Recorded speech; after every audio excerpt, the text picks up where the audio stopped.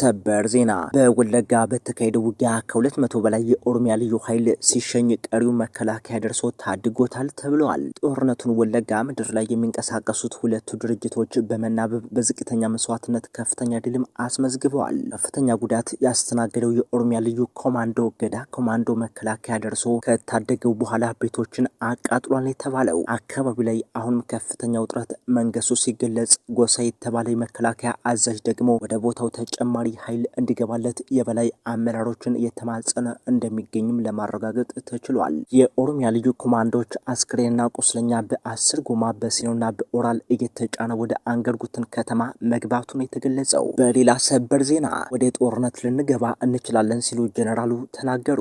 ተፈናቃዮች ካልተመለሱ ጦርነት ሊከሰት ይችላል ሲሉ ጀነራል ታደሰ ተናግረዋል። ጀነራሉ ነገሩ ከቁጥጥር ውጭ እየወጣ ነው በማለትም አስጠንቅቀዋል። ጀነራሉ የህጻጹን ወቅታዊ ሁኔታ በተመለከተ መግለጫ በሰጡበት ሰዓት ነው ይህንን ማስጠንቀቂያ ያቀረቡት። ለረሃቡ ዘላቂ መፍትሄ ተፈናቃዮችን መመለስ ነው ያሉት ጀነራሉ፣ ይህ ካልሆነ ግን ጦርነት ማስቀረት አይቻልም በማለት ህወሓት በተፈናቃዮች ምክንያት ጦርነት ሊከፍት እንደሚችልም ፍንጭ ሰጥተዋል። ነገሮች በዚህ ከቀጠሉ ከቁጥጥር ውጭ ይሆናሉ ሲሉ የቀጠሉም ሲሆን በዚህ ዓመት የግድ ተፈናቃዮቹ ወደ ቀያቸው መመለስ አለባቸውም ብለዋል። ይህ ካልሆነ ግን ጦርነት መፍትሄ ሊሆን ይችላል ሲሉ አስጠንቅቀዋል። ፕሬዝዳንቱ በሰጡት ማብራሪያ በህጻጹን ጨምሮ በትግራይ ውስጥ ባሉ 146 የተፈናቃዮች መጠለያ ጣቢያዎች የሚገኙ ተፈናቃዮች በከፍተኛ ችግር ላይ እንደሚገኙም ገልጸዋል። ከረድኤት ድርጅቶች የሚሰጠው እርዳታም በወር 16 ኪሎ ግራም መሆኑን የጠቀሱት ፕሬዝዳንቱ ተፈናቃዮቹ ለወፍጮ፣ ለልብስ፣ ለጨውና ለሌሎች ወጪዎቻቸው የሚሸፍኑት ከዚሁ ከሚሰጣቸው ወርሃዊ የእህል ድርሻ በመሆኑ ለከፍተኛ ማህበራዊ ችግር መጋለጣቸውንም ጠቁመዋል። በህጻጹ መጠለያ ጣቢያ የደረሰውን የረሃብ አደጋ በማስተጋባት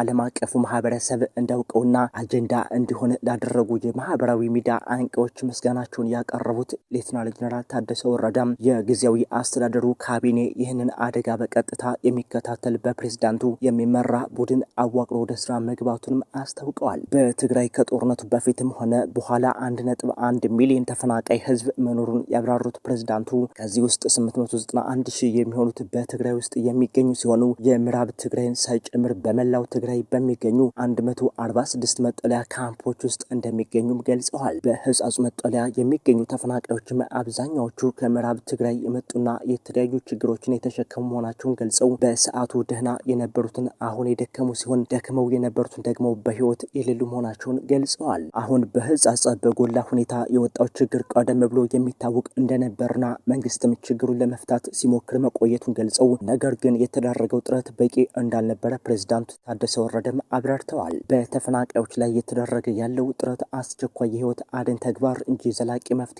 አለመሆኑን የገለጹት ፕሬዝዳንቱ ዘላቂ መፍትሄ ሊሆን የሚችለው ተፈናቃዮች ወደ ቀያቸው ተመልሰው ራሳቸውን እንዲችሉ ሲደረግ ብቻ ነው ብለዋል። ተደጋጋሚ ችግሮችን ከምንጩ ለማድረቅ መስራት እንደሚያስፈልግና የችግሩን መነሻ ለይቶ ማወቅ ወሳኝ መሆኑን ሌተናል ጀነራል ታደሰ ጠቁመዋል። አሁንም ሰበር መረጃዎቻችን እንደቀጠሉ ይገኛሉ። የሁለት ወረዳ አመራሮች ላይ ጥቃት ተፈጸመ። በጥቃቱ አጃቢዎቻቸው ሲገደሉ አመራሮቹም ክፉኛ ቆስለዋል ተብለዋል። በትናንት በስቲያው ገነት የከተማ አቅራቢያ የደፈጣ ጥቃትም የብልጽግና ቁልፍ አመራሮች መመታታቸው ታህሳስ 14 ቀን 2018 ዓ.ም ከጤና ተቋም ከተገኘ ምንጭም ለማረጋገጥም ተችሏል። ሚኒሊክ ዕዝ ንጉስ ሚካኤል አሊኮር ሳጅን አደም አሊ አባናደው ክፍለ ጦር ወደ ወግዲና መካነ ሰላም አቅጣጫ ሲጓዙ በነበሩ የወረዳ አመራሮች ላይ ከትናንት በስቲያ ማለትም ታህሳስ 12 ቀን 2018 ዓ.ም ጥቃት መፈጸሙን ተከትሎ በርካታ የአገዛዙ ኃይል ተመቷል። የቦረና ወረዳ አስተዳደር አቶ ገበያው በቀለ ጭንቅላቱ ላይ ክፉኛ መቁሰሉ የታወቀ ሲሆን የቦረና ወረዳ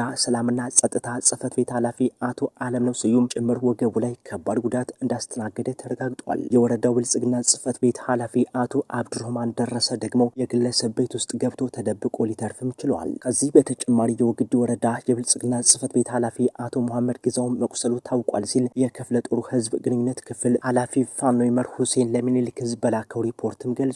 በኮሎኔል ጠጁ ሙላቴ የሚመራው የሰሜን ምስራቅ ዕዝ 801ኛ ኮር 45ኛ ክፍለ ጦርና አድማ ብተና ከሰላም አስከባሪዎች ጋር በመሆን የእጀባ ስራ እስራለሁ ብሎ ዙሪያውን ቢያንዣብብም እንኳን ወረዳ አመራሮች ሊያተርፍ ራሱ የጥይት እራትም ሆኗል። የሳጅን አደም አሊ አባናደው ክፍለ ጦር አንደኛ ሸዋን ግዛው ካሳ ሻለቃ ፋኖች በአንድ ሳምንት ውስጥ ብቻ 33 ያገዛዙ ኃይል ያቆሰሉ ሲሆን 13 ጥላትም ተሸኝቷል። በሰሞኑ ውጊያ ተተኳሽና የነፍስ ወከፍ መሳሪያ ወደ ፋኖም ገቢ ሆኗል። ውድ አድማጮቻችን የሰዓቱ ዋና ዋና ዘገባዎች ቀደም ሲል የተከታተላችሁትን ይመስሉ ነበር። በሌላ የመረጃ ክፍለ ጊዜ ዳግም እስክንገናኝ ድረስ በእኛ በኩል ጤና ይስጥልኝ።